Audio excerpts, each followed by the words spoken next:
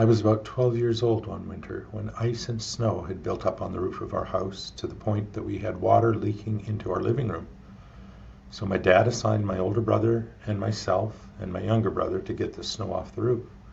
We decided we would take a rope and one of us would climb up to the top of the roof from the porch just behind our house. Behind our house, extending up from the porch, there was a sturdy metal pole with a T on the top of it, and then two clotheslines running out to the back of the yard. They were about, I guess, 5 feet apart, maybe a little less. So we put up a ladder on that porch just behind the clothesline pole. I climbed up to the roof and I took the rope, and I was going to climb to the top of the roof and then tie the rope to myself, go on the other side, and one of my brothers would stay on the back side of the roof so that we could each be working on shoveling snow off the roof. I don't know if Dad knew we were doing that or not. As I think about it now, he probably would have told us not to do it.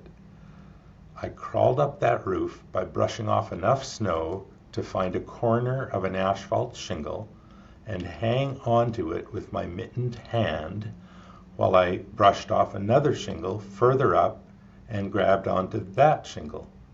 I was almost at the top of the roof. It was a 2-story house with a pretty steep pitched roof. Near the top, I lost my grip and started to slide down the roof, and I knew I would not be able to stop myself. So I struggled to turn over so that I would be sliding down on my backside instead of my stomach. And as I approached the edge of the roof, I saw the uprights of the homemade wooden ladder we had used, poking up above the edge of the roof.